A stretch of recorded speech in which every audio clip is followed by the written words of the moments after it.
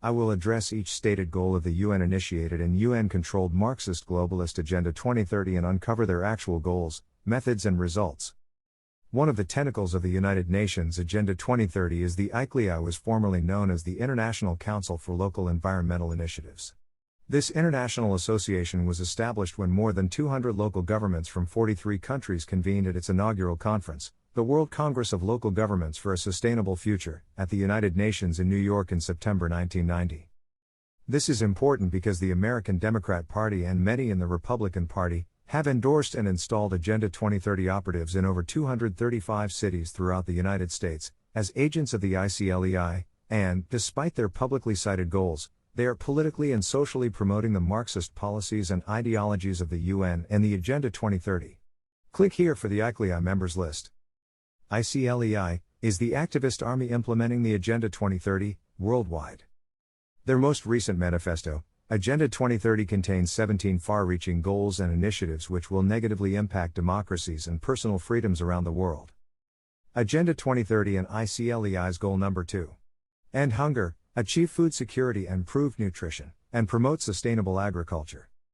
The UN's agenda is to control social programs worldwide, one of which is to have complete control over agriculture, food production and distribution. Achieving such a monumental task requires huge sums of money. Where does the money come from? First, let's discuss the financing of this plan. There is a certain amount of money in any economy's treasury, and it is from the treasury that governments spend money on mandatory social programs such as Social Security, Medicare and Medicaid. Then there is discretionary spending on things such as our nation's infrastructure and foreign aid, and spending on national defense and government at large. As of 2022, the Democrat-controlled U.S. government expects to spend $6.011 trillion. More than 65% of that pays for mandated benefits such as Social Security, Medicare, and Medicaid. Discretionary spending pays for everything else.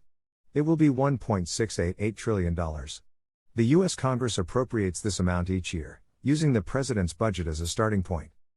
Interest on the U.S. debt is estimated to be $305 billion. Interest on the approximate $29 trillion federal debt is the fastest growing federal expense, expected to double by 2028. The U.S. Treasury must pay the interest to avoid a U.S. debt default. A debt default by the U.S. has unknown consequences because it has never happened. The U.S. debt limit hovered at about $28.4 trillion through December 2021, until Congress passed legislation to raise it by an additional $2.5 trillion. It stood at more than $31 trillion as of December 16, 2021. Mandatory spending is estimated to be $4.018 trillion in 2022. This category includes entitlement programs such as Social Security, Medicare, and unemployment compensation. It also includes welfare programs such as Medicaid. Social Security will be the biggest expense, budgeted at $1.196 trillion. It's followed by Medicare at $766 billion and Medicaid at $571 billion.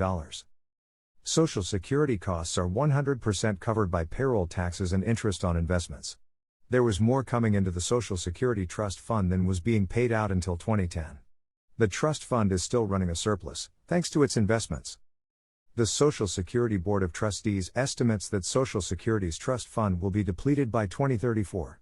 Social Security revenue from payroll taxes and interest earned will cover only 78% of the benefits promised to retirees. Medicare is already underfunded because taxes withheld for the program don't pay for all benefits. Congress must use tax dollars to pay for a portion of it. Medicaid is 100% funded by the General Fund, also known as America's checkbook. This account is used to finance daily activities and long-term operations of the government. The point here is that in a socialist system, funds of a country's income and treasury are redistributed from other necessary and income-producing areas to government, to enrich the lawmakers and to fund social programs such as seen in the Agenda 2030 plan until the treasury is bankrupted. Secondly, government handouts, such as free college education, poorly managed welfare programs, food stamp programs, to name a few, are a disincentive and subject to widespread abuses. i.e., why work when I get free money, food and housing? And that is exactly what is happening in the United States. The Social Security Act was enacted August 14, 1935. The act was drafted during President Franklin D. Roosevelt's first term by the President's Committee on Economic Security, under Francis Perkins, and passed by Congress as part of the New Deal. The act was an attempt to limit what were seen as dangers in the modern American life, including old age, poverty, unemployment, and the burdens of widows and fatherless children. By signing this act on August 14, 1935, President Roosevelt became the first president to advocate federal assistance for the elderly. Then this beast began to grow and gain strength. August 10, 1939, the program broadened to include benefits for workers' dependents and survivors. January 31, 1940, Ida M. Fuller became the first person to receive a monthly benefit. Her first check was for $22.54, the inflation-adjusted equivalent of $420.15 today. Fuller lived to the age of 100. October 1950, Congress authorized the first cost of living adjustment, COLA, an increase of 77%. August 1, 1956, Social Security Act amended to provide benefits to disabled workers ages 50 to 64 and disabled adult children. September 1960, President Eisenhower signed a law amending the disability rules to permit payment of benefits to disabled workers of any age and to their dependents. June 30, 1961, all workers now allowed to take early retirement at age 62, albeit at a reduced Social Security benefit. July 1975, first annual automatic COLA, an 8% increase, was paid. Before 1975, each COLA required authorization by Congress. July 1980, beneficiaries received the highest annual COLA increase ever, 14.3%. The inflation rate in 1980 was 12.5%. April 20, 1983, comprehensive changes to Social Security, based on recommendations of the National Commission on Social Security Reform, also known as the Greenspan Commission, were signed into law, making sweeping changes to shore up the program's shaky financial footing. The changes included raising payroll taxes and raising normal retirement age, NRA.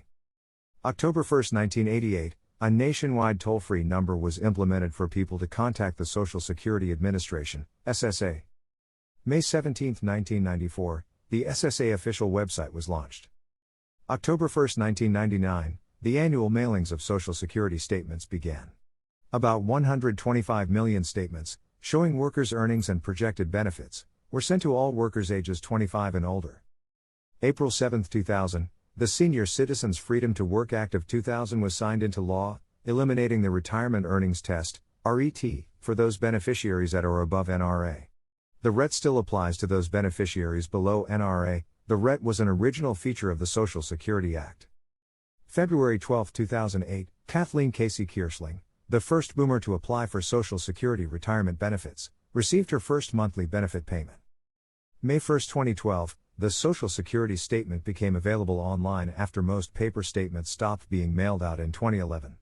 Today, paper statements are mailed only to workers 60 and over who are not yet collecting benefits and who have not set up an online My Social Security account.